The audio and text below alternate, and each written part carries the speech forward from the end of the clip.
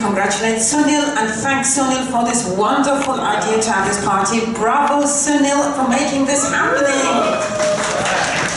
I think the credit goes to each one of you because as we know, the Toastmasters, everyone has to contribute. It's every single bit that counts, and the important thing is that all of us have that willingness and that zeal to do more and more, and we see this all the time. Yes, I absolutely agree with you. And isn't it fantastic to be here, to have some wonderful wine, some nice snacks and cheeses, and we have a very special program today. Definitely. But before we continue with the program, I think we have a special person who has a welcome note for us. Right. Our president, Toastmaster Lily. Yeah. Give a round of applause to Toastmaster Lily.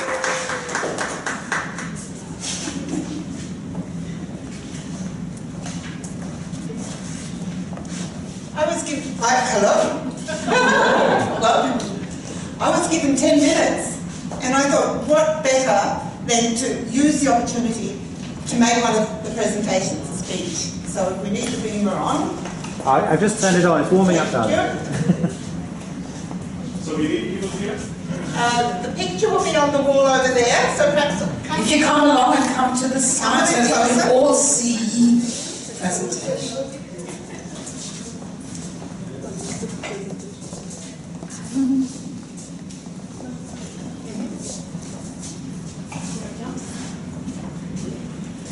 So, this is the VIC Toastmasters Club, and this is our social event.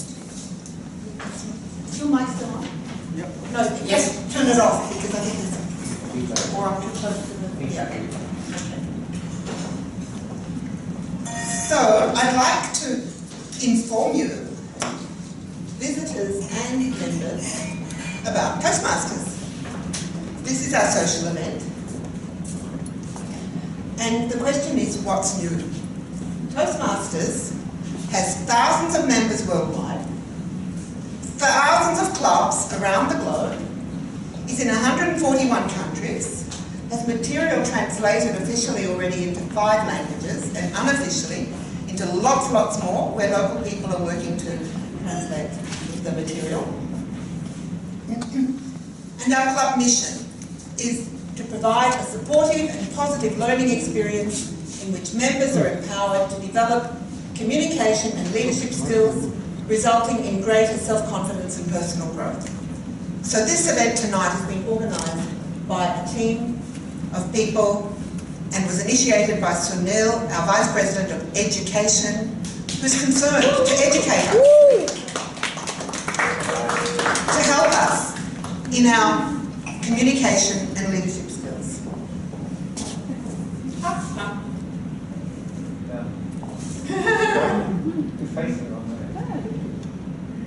So, what's new? Toastmasters has existed since 1924. It's over 90 years old.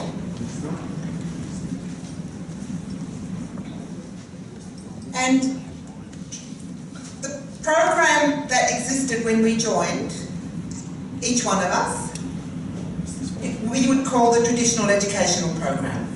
We have 2 tracks, the communication track and the leadership track. The 2 diagrams there represent the new manuals. Most of you probably joined with a manual looking something like that.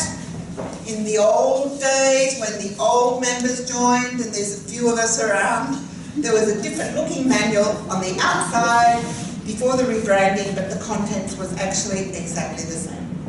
And this program has existed since before 1970. Right now, Toastmasters is revamping its program, modernising it. And this is what it was and is for the next 2 years at least, until the new program is rolled out. The traditional education program has a communication track, you see down the bottom, where you get your manual and you make 10 speeches and you get your competent communicator badge and certificate, which will also be sent to your boss if you want. And then after you've done your 10 speeches, you can do advanced communicator bronze, selecting speeches out of 15 advanced communication manuals. So you just complete 2 manuals, so another 10 speeches, and you get the bronze. Another 10 speeches, you get the silver. Another 10 speeches, and advanced communicator gold. The leadership track is parallel. You don't have to wait until you've done 30 speeches. You do it straight away. You just get to say anything. Just jump in and be a timekeeper, a ballot counter, Toastmaster of the day, anything that's on the program, and you can complete one of the leadership projects. There are 10 leadership projects. For each project, sometimes you have to do 2 or 3 or 4 or 5 things, like if you're doing something simple like a ballot counter or a timekeeper, you'll get a point for the project. When you've got 10 projects and you have the competent communicator, then you are on your way to a distinguished Toastmaster. After you've done Advanced Leader Bronze and Advanced Leader Silver, then you become the distinguished Toastmaster if you've got your Advanced Communicator Gold. So that's how it is, that's how it was, that's how it will be, until, can somebody just move the camera? Because I wanted to actually film my presentation.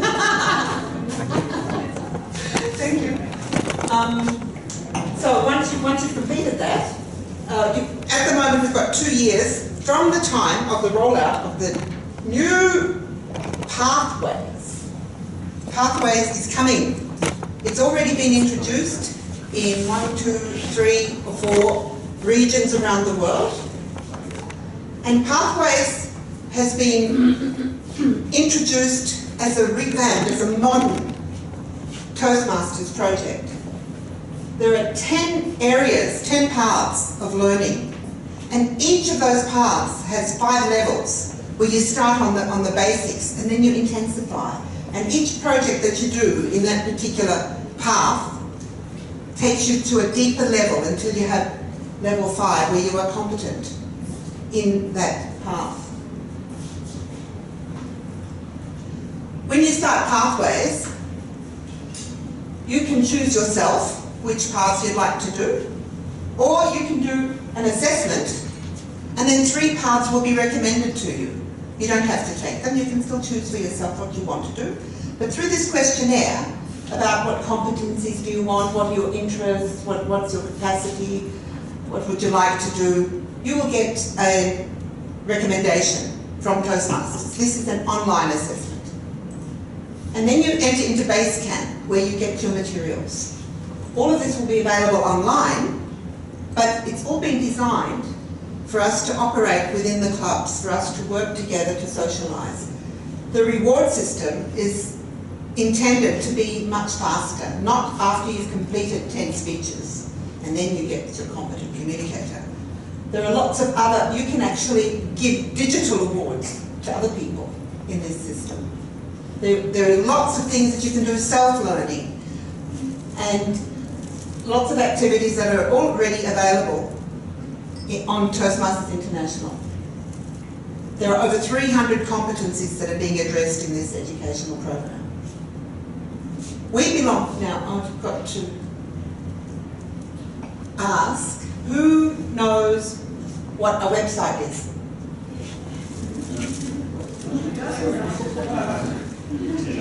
Who has logged in to Toastmasters International? So if you have any trouble logging in and you don't know your password, it's the email address that you used when you joined the club. Pathways is found on www.toastmasters.org/pathways. There are videos there, there's information there. You can get the club magazine, all sorts of stuff available on the website.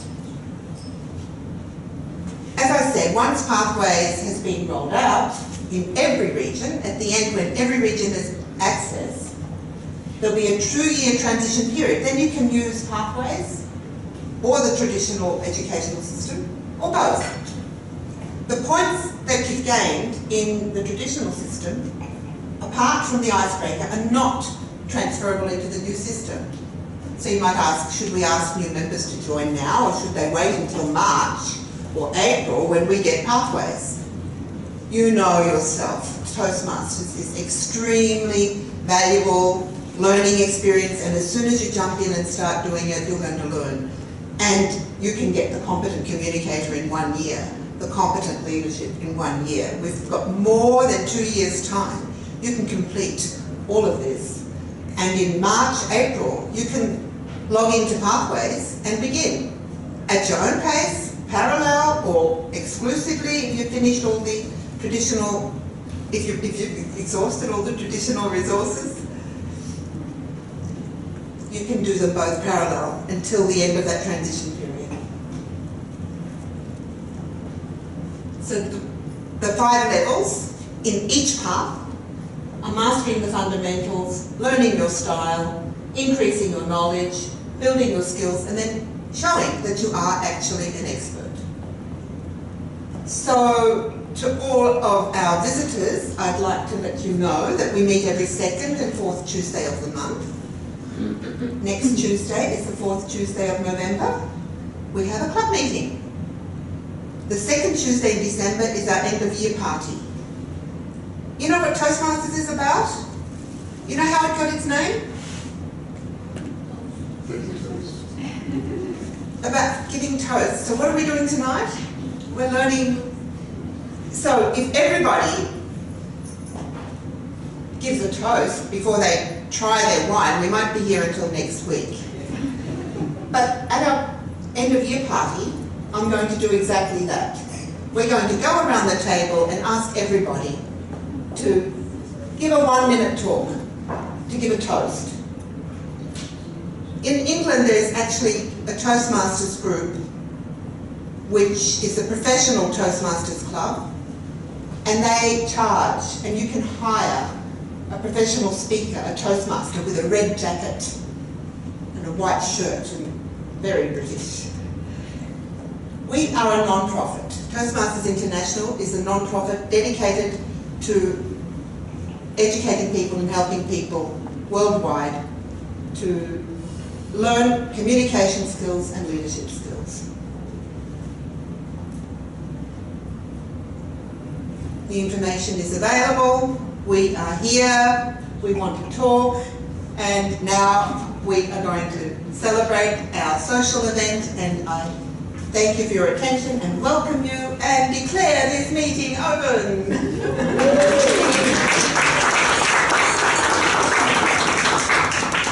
Thank you, Madam President Toastmaster Lily. That was an excellent introduction to the new ways where we can continue our journey towards being a better communicator and a leader.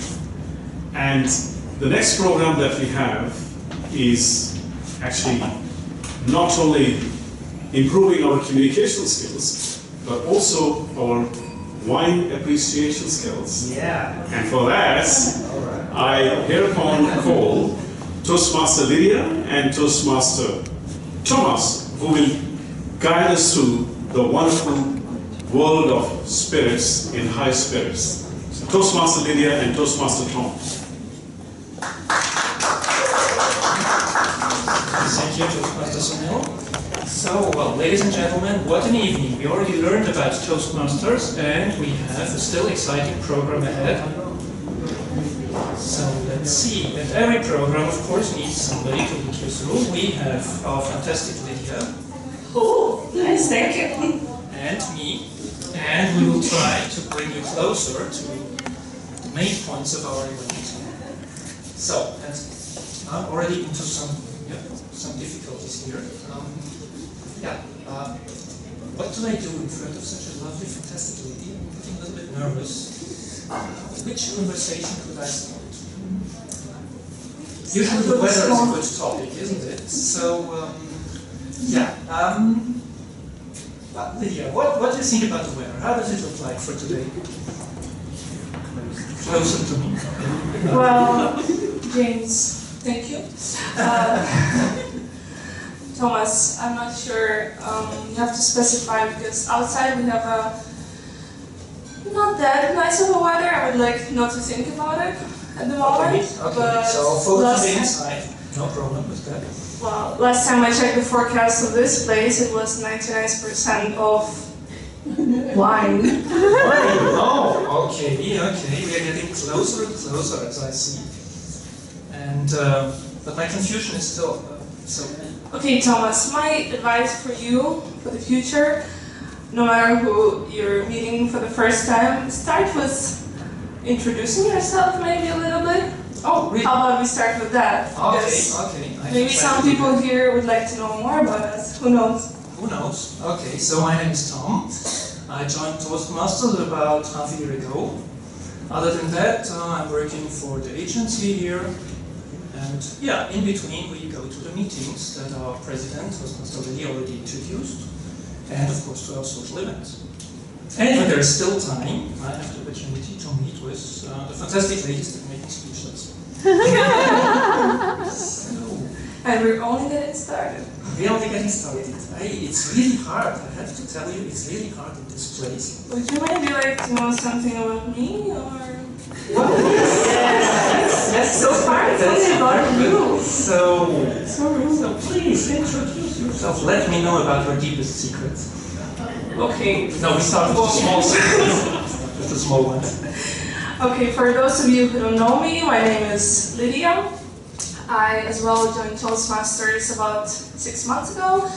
And well, the reason I'm standing here today is actually two reasons. First of all, I love wine. Second of all, no, there's no second reason. I just love wine. No, second reason, Sunil made me. No. No, in all seriousness, I'm here today in front of you exactly for the reasons stated by our president, Lily, to challenge myself, to get out of my comfort zone, to improve my public speaking skills.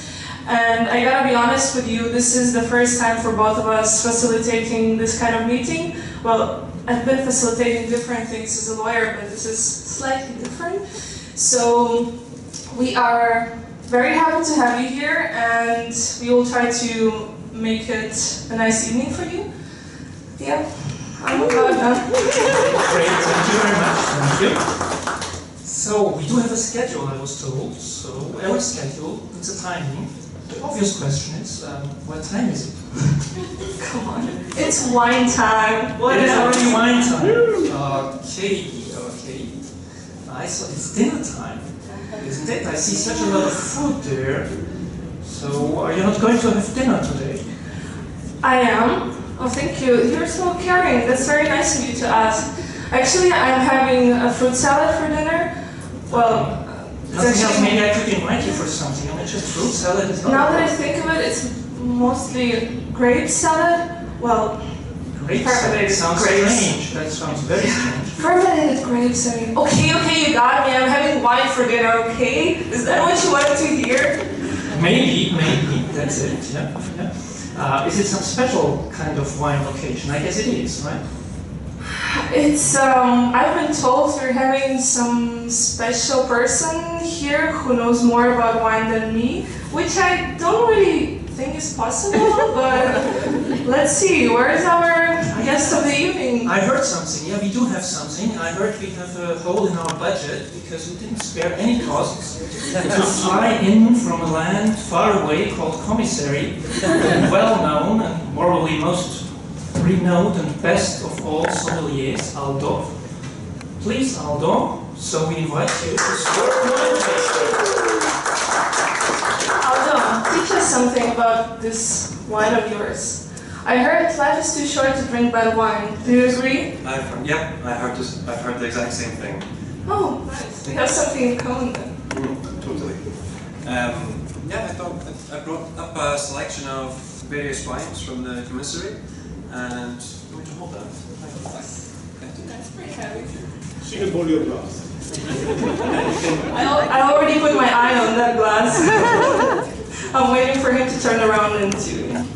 Yes, so my name is Aldo, and I've been working down in the commissary for just over 3 years now, and I've had a background in the wine industry for over 10 years, mainly working in retail and wholesale, and yeah, my passion is very strong. I enjoy drinking wine, I enjoy doing tastings, and interacting with customers and giving recommendations on a daily basis. And when Sunil came to me and said, Aldo, can you maybe put on something or organise a little tasting?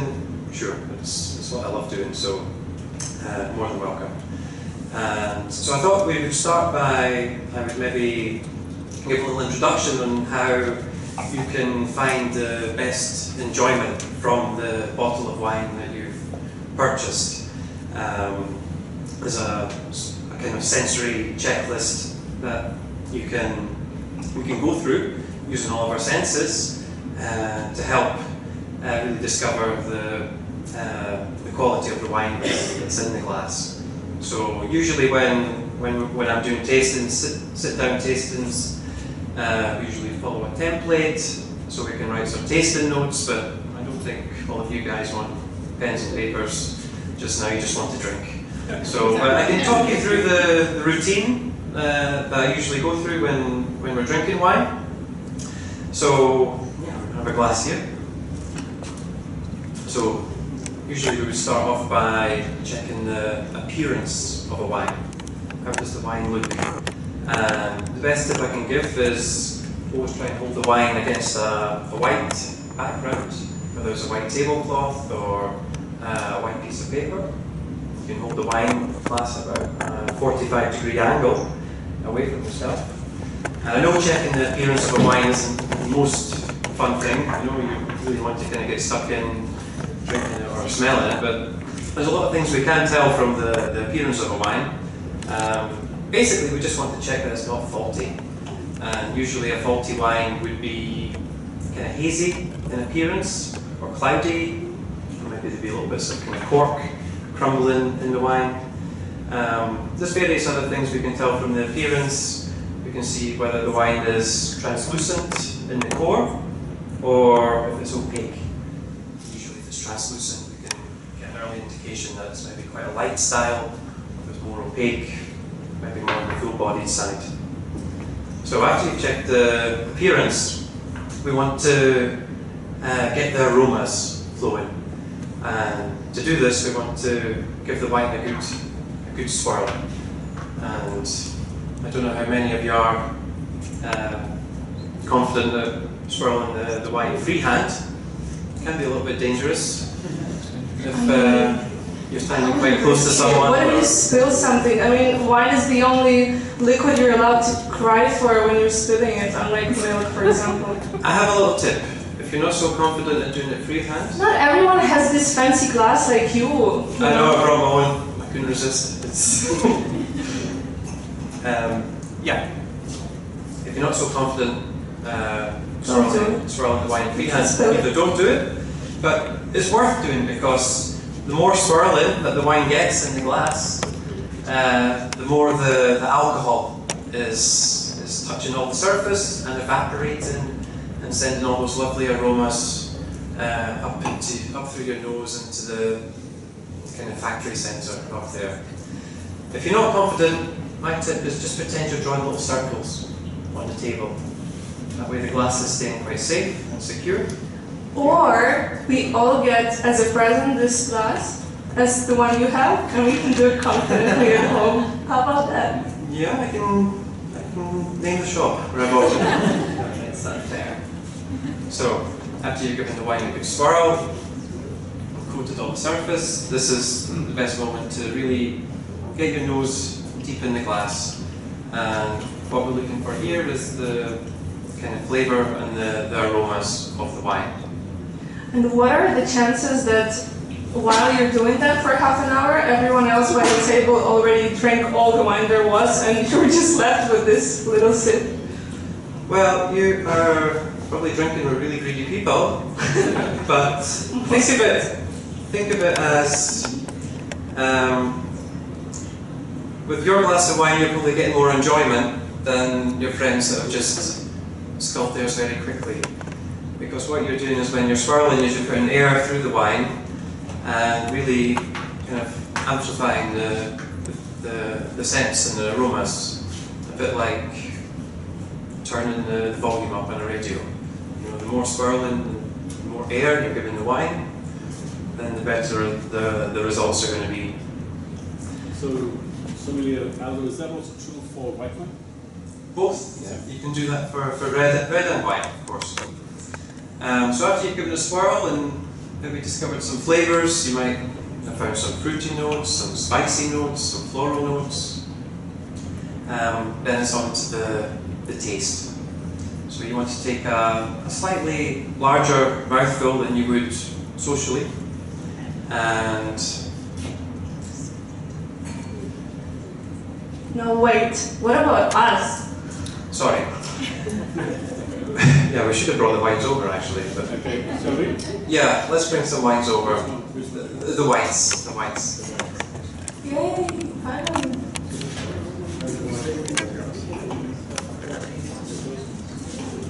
Maybe meanwhile, I will ask Aldo a very serious question. Yeah, because Toastmasters is a well-established, serious organization. And from what I've heard so far, what you do is you look at the wine, you smell it, and you even taste it. In times where political correctness is everything, did you actually ask the wine for permission? Is it with the full consent of the wine what you're doing? Well, I did pay for it. Okay. So you think there is no danger for the reputation of our club here? Okay, I'm happy to hear that. I hope everyone has a wine glass in their hand. Everyone please get a wine glass if you spilled, rub it off as Aldo said, and come closer. And then Come closer to the table. Okay, facilitators first, right? So, Come on, people, don't you want some wine? We can easily drink all of it, so hurry up. so we've got a selection of 2 whites and 3 reds to sample. We're going to start with the whites. No, we'll do them in order. Do the New Zealand first.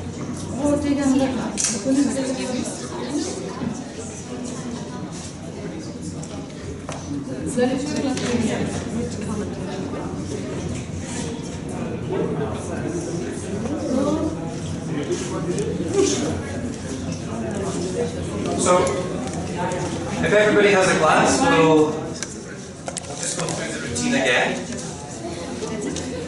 Okay, so does it mean that we have to swirl it till the end of the night, or we get to drink it at some point? We'll just swirl for a couple of seconds. Oh, We'll all do it together. Just need to get smells the glass fantastic. itself.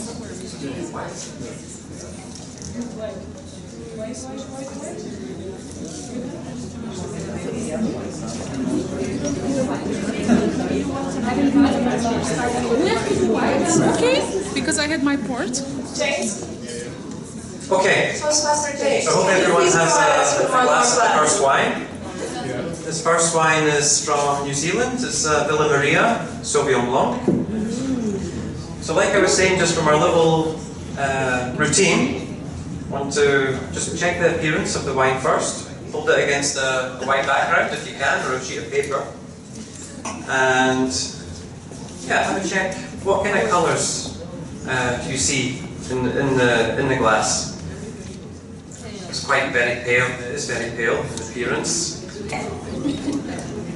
Maybe a touch of light Make sure you straw. don't have any water in your glass. And to me, when the wine is quite kind of pale, strawy, little green tinges, this indicates it's quite a young wine, which it is. If the wine was showing more bottle age, it might be a little bit more darker in appearance or kind of brown around the edges with the white wine. So we've checked the appearance, it looks healthy. Let's give it a wee swirl. If you're not that confident, just lean on the surface and make your circles. And then really coat all the surface of the glass. Once it's all coated, you can direct the glass to your nose. And have a deep inhale. What do you smell? Fantastic. Very fruity. What kind of fruit? Would you say VIC? Passion fruit, very good. This is a classic characteristic that you find with New Zealand Sauvignon Blancs. they tend to be very exotic in style. So you'll find some passion fruit, pineapple, mango, also some grassy notes as well, maybe a little bit of spice, and bell pepper, I'm getting. That's a lot of fruits to process. There's something as well. I told you I was having fruit salad for dinner and you were laughing at me. Well, I should dessert. Yeah, to me it's like the syrup you get in a tin of fruit cocktail, almost, like in a syrupy fruit. Okay, so we've had a smell. Take a mouthful, a little bit larger than you would socially, and hold it in your mouth. Don't just swallow. And you want to, again, when we were swirling in the glass, trying to coat all the surface, we want to do the exact same in your mouth. Get up under the gums, under the tongue. It's the tip of your tongue that detects the sweetness in the wine. For me, this is a dry wine. It's very crisp. You also feel there's some fresh acidity as well, which you'll find a kind of tingly sensation at the side of your tongue. So you can analyse and see, is it similar kind of fruits on the palate? Is this what you found on the nose? Is it dry? Is it sweet? How's the acidity? How's the finish? Does it last a while? Does it hold for a long time in your mouth, or does it just kind of disappear quickly? What kind of food would we maybe pair this with? A classic partner with the Sauvignon Blanc would be salads, or most starters, or seafood, or oily foods. Because the acidity is quite high in the Sauvignon Blanc, it cuts through oily foods and rich sauces quite well. Or you can just drink wine without eating. What? It's good enough. I think someone needs AA.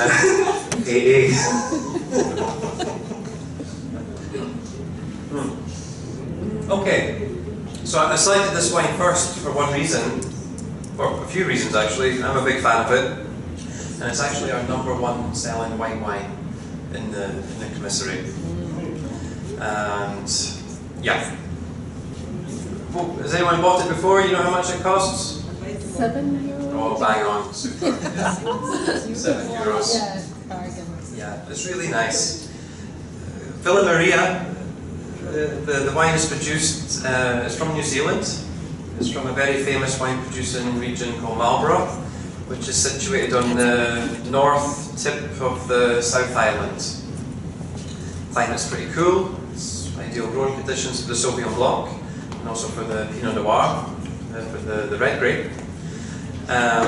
The winery was set up in the 60s by a Croatian immigrant, and in the 1990s they were already certified organic across all their vineyards and all their styles of wine.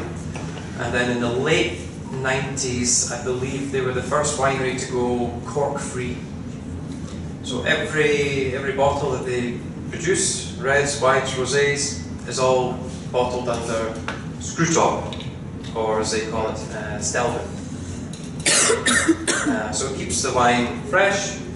The New Zealand Sauvignon Blancs, it's not one to buy and store in your cellar for 5-10 years. They're pop and pour wines. So this is quite it's a fresh vintage, 2016. Great. Ready? I have a question. Yeah. Serious, I promise. No jokes. All jokes aside. I once heard someone saying that, I don't remember which country was I in, but I bought a wine, a really good wine. I think it was around €20, and it was cork-free. And when I brought it to home, they started joking around. They were like, "Come on, what kind of cheap thing it is? A real good wine should be with a cork." And what can you say about that?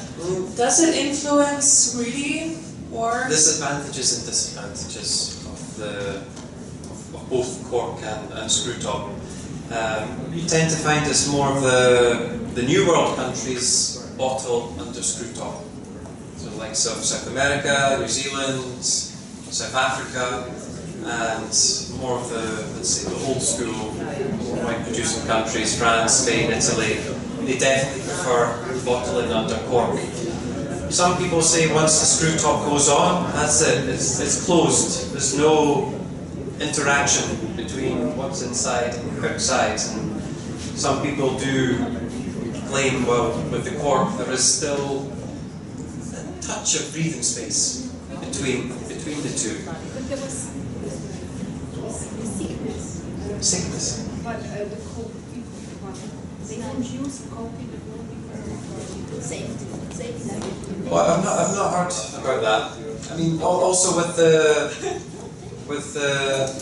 use of screw top, you're eliminating any spoilage, so that you wouldn't get any wines that would get corked or oxidized.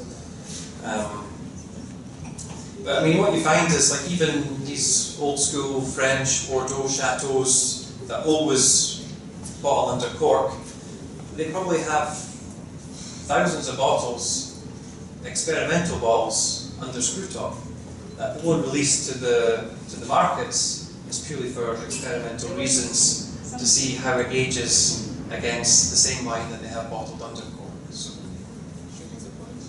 There was been changed because of the mushroom. Oh, the fungus.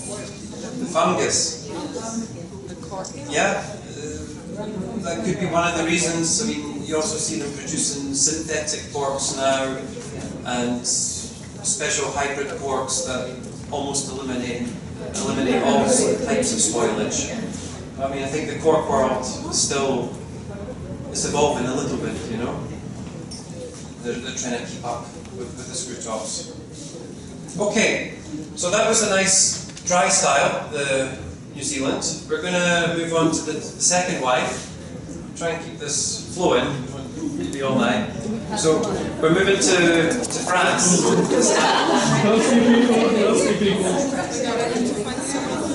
Just pass this one round. Just pass it.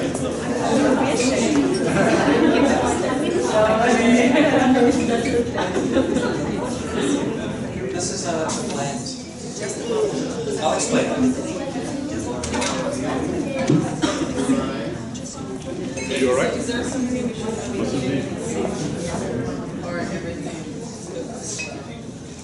If you want to stop for a light snack, you can have some cheese or some of the hams. If you want to compliment the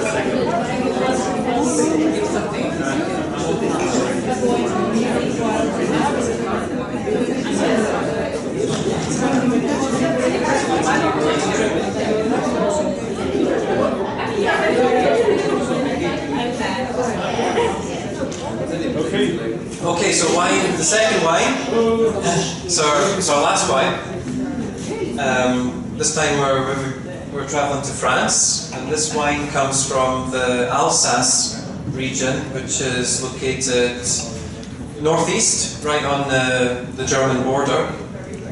It's quite an unusual shape actually for a French wine bottle. The French tend to kind of bottle under the classic Bordeaux style, or the Burgundy shape, and this Alsatian wine is is German in style, the shape and the kind of tallness of the bottle. I think there's always been a kind of war of the territories from Germany and Alsace. This is from quite a big winery called Hügel. We sell a lot of their wines in the commissary, and this is just a basic blend of all the leftover grapes that they have from all their other expressions. So downstairs we have some Gewürztraminer, some Riesling, Pinot Gris, Sylvaner, and whatever didn't make the final cut for those bottlings gets blended and put into this bottle when they call it Gentil. So it's a little bit different in style, I think, to the first wine. Again, give it a swirl. The kind of classic style of wines from this region wines are quite fruity again, but quite aromatic and floral.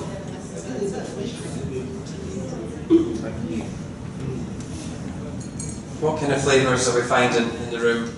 Is there any strong notes that are Woody, isn't it? woody? Compared to the other one. Yeah, possibly.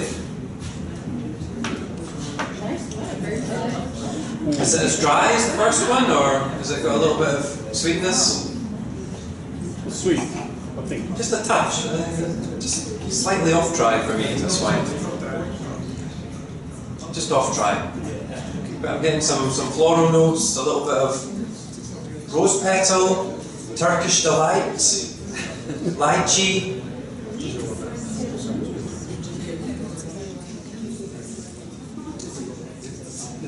But again, it's quite a clean, fresh finish. This winery, they actually have the largest oak barrel in the world. It dates right back to the 1700s, I think. And the barrel itself has the capacity to hold just under 9,000 litres, which is a lot. It's huge. So for me, this has always been a kind of firm favourite, this wine. I always try it every time there's a new vintage, just to see how it is. It's pretty consistent. Anyone bought it before? You know the price? You think it's more or less than the first one? More. More? Less? Same. It's ever so slightly less than the first one. I think this one is $6.50 I bought it. In the commissary, yeah. So outside it would be give to hand. Very good. From the two, you prefer hands up for wine number one? Number one. Yeah. Number two? Yeah, I'm still drinking up to it.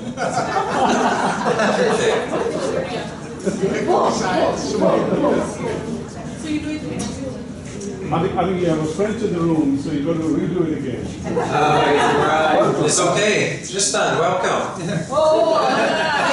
You're just in time for your Beaujolais Nouveau. Interesting, Tristan, that they know you right away from coffee. You were probably often there. That's brilliant.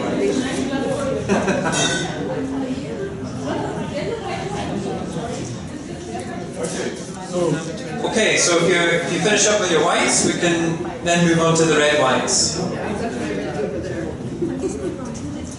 And well, while you're finishing your whites, there's one or two things that we can look for in a red wine that we don't always find in white wine.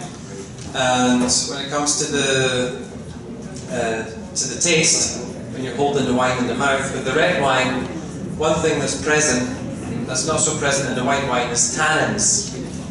And the tannins come from the seeds and the skin of the red grape. Usually with the white wine, they're not using the skins or the seeds, they're literally just using the juice. But with the red wine, they're pressing the skins, the seeds, and this extracts the tannins. And the tannins they can sometimes feel aggressive if the wine's quite young. It's a little bit like if you imagine having your mouth patted down with a paper towel. Feel quite dry, a little bit furry. And sometimes with young wines, these tannins are noticeable.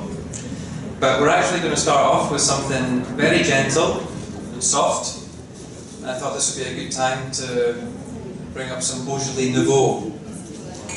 Beaujolais Nouveau just came out, I think, last Thursday in the commissary. It's a young wine from France. From last week, or? Yeah, last week. So it was produced a week ago. No, it was produced a little bit longer than that, but it has an interesting release date. It's always released on the third Thursday of November each year. Really? Is there a reason for that, or? Just tradition. But it would be a good one to go with Thanksgiving. It would match well with turkey. It kind of matches our Toastmaster sessions because we also like to name it based on calendar, so this should be a good one to try. Oh yeah. Let's start. Yeah. As usual, I'm going to be the first one. All the thirsty people come. Come, red wine.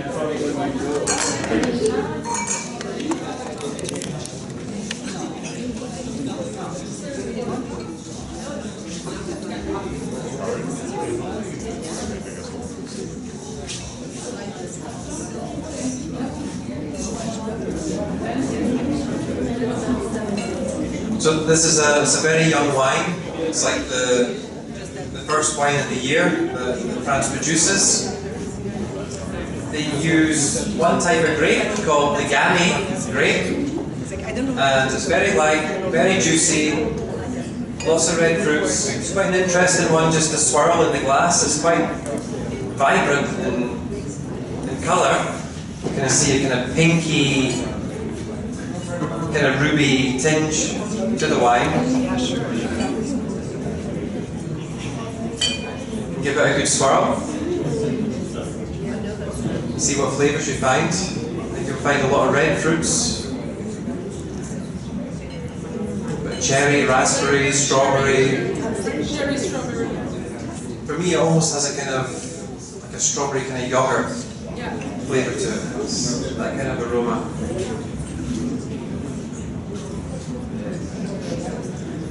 And this is a classic example of a red wine with no tannin. It's silky smooth in the mouth. It's dry still. Very light this wine. For daily use, I guess. Daily use. Daily use, yeah. This is the next one.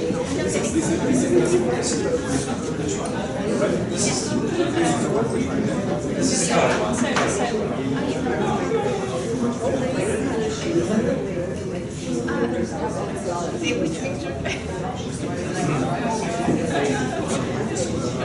Later.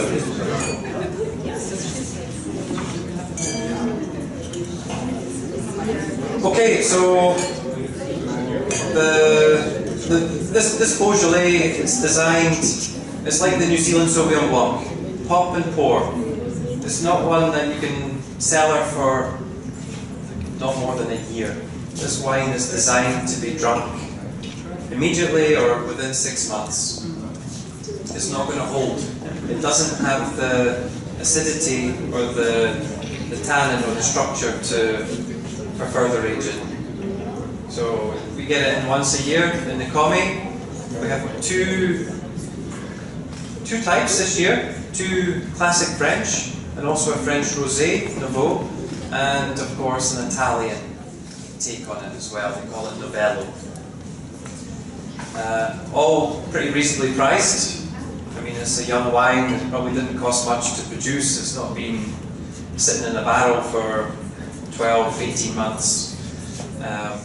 This one, quite affordable, just under €5, I think.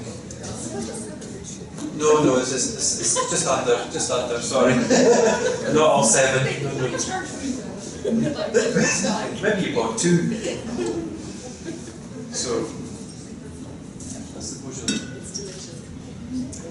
Okay, so, drink up and we'll move on to the next. Some Italian wine next.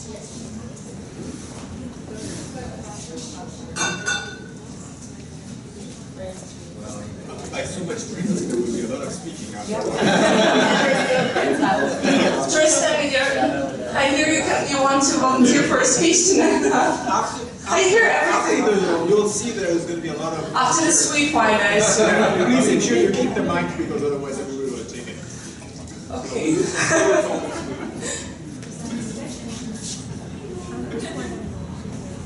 Okay, the next wine we're going to try was... Come on, thirsty people. Don't be shy. Come on, it's your like 4th glass of wine and you're still shy. Come.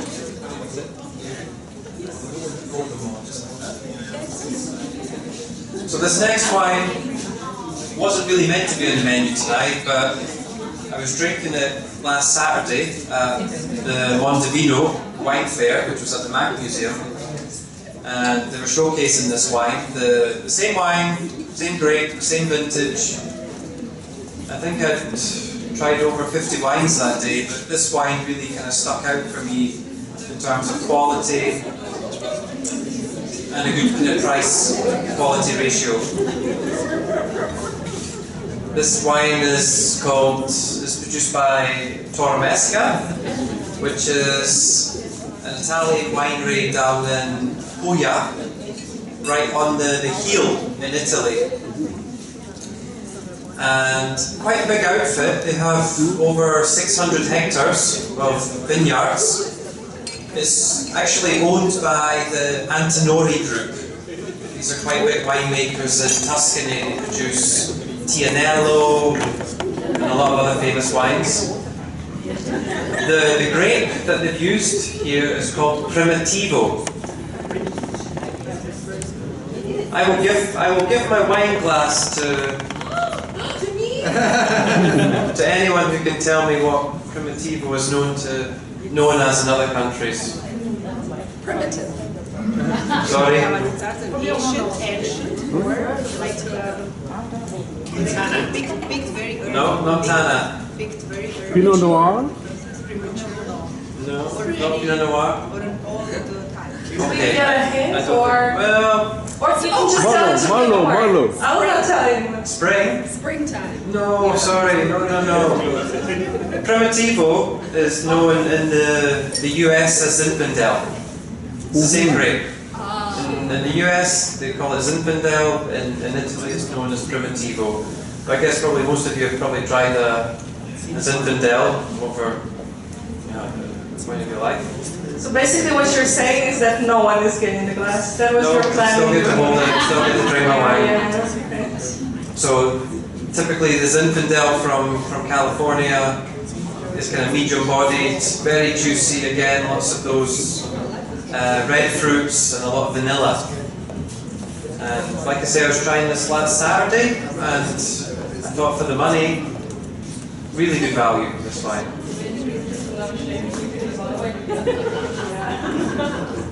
How much is it? We'll get there.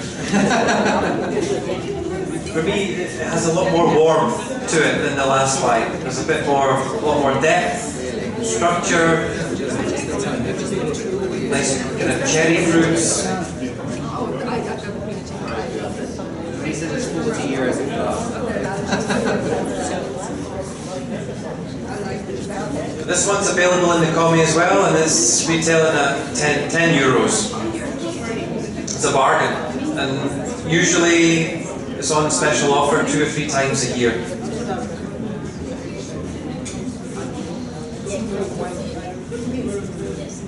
Well, look, to be very honest, they're all tasting the same after a few days. Question. You know when you're in a perfume store starting to choose a new scent, they give you coffee to kind of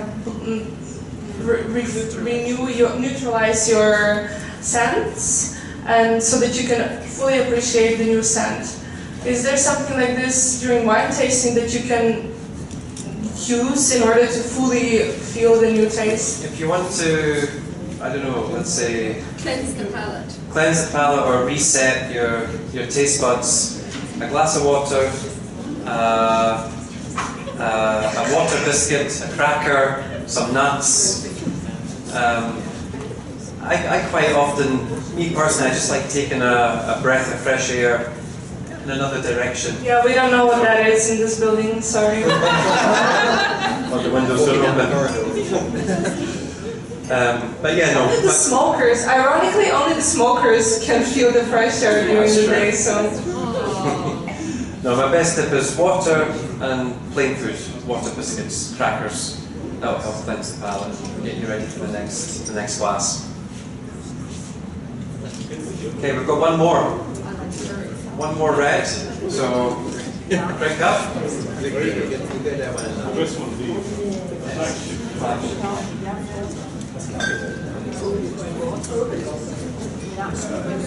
the Scotland.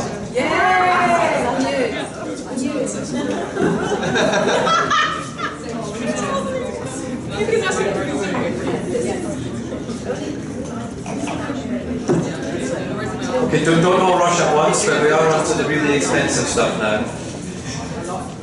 That's smart move.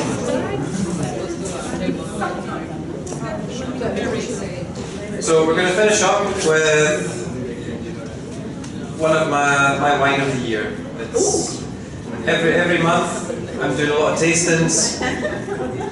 Tristan is usually Yeah, that explains a lot. I bought that one.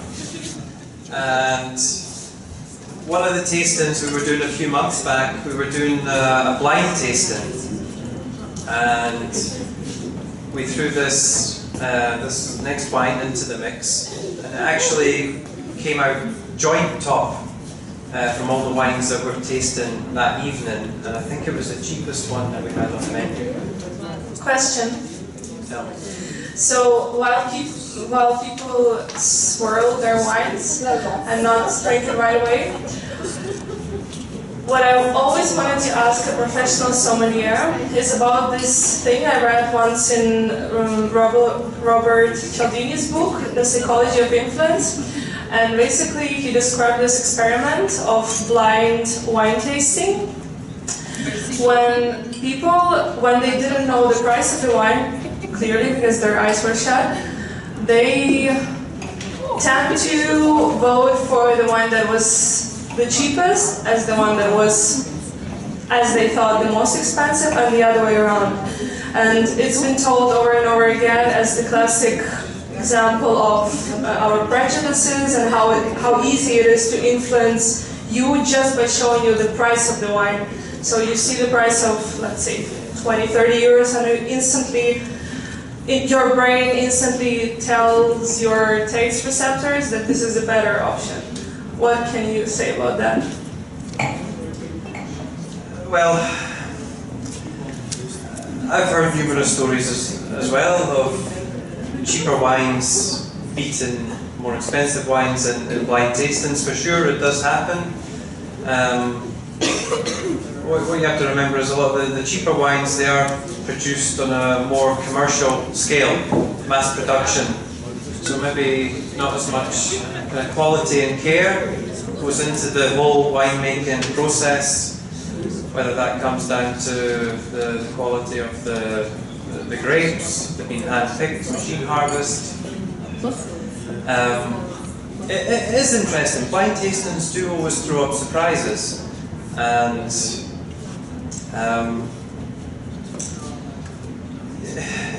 it's a tough call. Oh, I finally managed to leave you speechless. Yeah. Well, like I say, like from our last tasting, this wine came top, and it was the least expensive. Is the cheapest. It was the least expensive.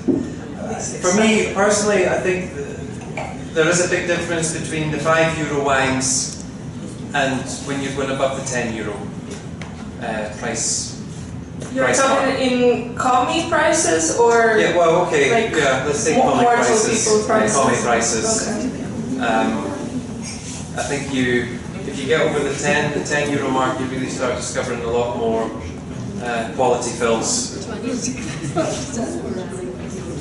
So this last wine is Chateau de Pez. It's from Bordeaux in France, and it comes from the left side of Bordeaux. We call it the left bank, and it even has like its own little appellation within Bordeaux, which is called Saint-Estèphe. And Saint-Estèphe is kind of right at the north of Bordeaux, and the style of the wine is a bit more masculine. It's more earthy, smoky, a little bit darker, spicy. This one is quite an old vintage. It's 2009, which was an exceptional year in Bordeaux. When you're looking at Bordeaux vintages, you want to be looking at 2010. These were really the best two vintages of late. And yeah, the 2009, it came into the commie a few months back, and like I say, we put it on this blind tasting. It came out trumps. So yeah, we've ordered quite a lot in. For me personally, it's a classic Christmas wine. It will pair with most dishes, especially French cuisine, duck in particular. It'll work well with. And yeah, I mean, it's not cheap, but we're not talking crazy money. Wine is that, winter is coming and Christmas is coming and, there is even Thanksgiving and everything. And port is a great wine for the winter. It's great to enjoy a glass of port wine by the fireplace if you have one. If you don't, you can put on a video from YouTube. That's what I do. Pretend you have one. Enjoy the port wine with your friends. And enjoy what we brought here today. I hope this was helpful for you. And like we say in Portugal, we say salute, which means good health. Cheers. Salute.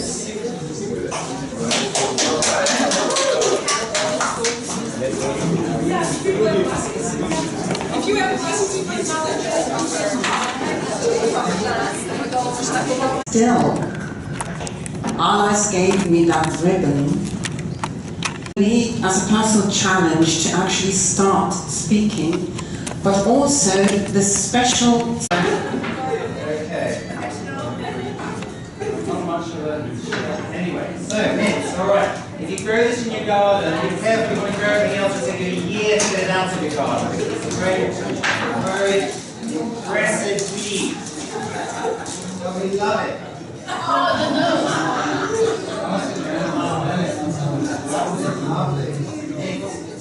Bring it out.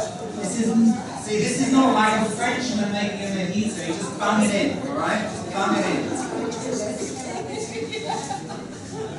Feed your hand. Just neutralizing. You'll see, if there's a Frenchman making a mojito, it'll take him 40 minutes because he has to grind the mint. Just bung it in. Okay, right, where have we got to? Oh my goodness. Alcohol mix. Alright, so James, what does PIMS mean? PIMS was actually created as a tonic in 1823 to help digestion. Like many spirits, it was used as a medicinal purpose. But when you are very rich and wealthy, you don't take tablets to PIMS. After you had your oysters, you would have this as a digestive. But as gin was so really very common, James Pym made this as something that was a bit more exotic. Okay? But you'll see there's number one on here. Okay? There are 6 Pym's cocktails. This is a ready-made cocktail with gin as a base. You can only buy 3 on the market at the moment. The others which you can't get are whiskey, rye bourbon, okay, or brandy. Actually, no, brandy you can get. Number 3 is brandy, it's always a winter one. Number 6 is the vodka cap. Alright, so if you're a bit Russian, you can. So just bung it in, man, just bung it in. There it is. Oh, dear. Really love it. It's 25% alcohol, so it's okay. So what we're going to do is what we have to do is we now have to dilute it. So when you're having it at your polo club, yeah. Right? What did you say the last time? He got it. By post. Alright, so we dilute. But that's not all we need to dilute. Alright, this is the best I could do, and this is 7 alright? You need to have lemonade in there, but, you know. What can I do? This is what Sunil provides. We're going to use the membership fee next year. It's outrageous. I know, I need to write to my MP. There's the mano. Alright, so there might be a little bit of strongness in here, so I'm going to stir it here. So you can feel the senses of all the fruit coming through, right? Really, the idea is you just mix it and you drink it. That's all there's no sense of occasion, but my God, it tastes good, right? Okay. Dilute, and it's done.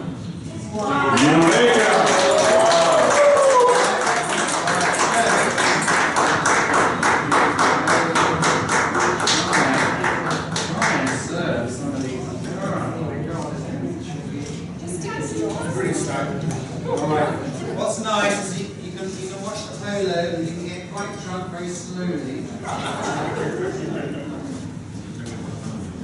So I know.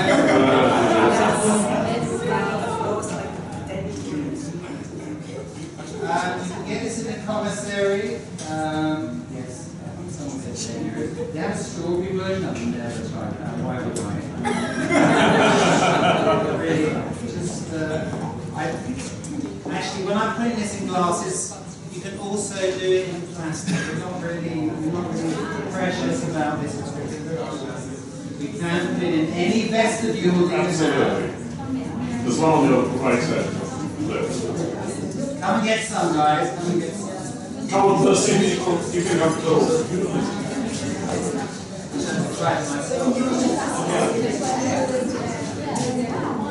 So ladies and gentlemen, cream's waiting for you, so come in closer and try it out.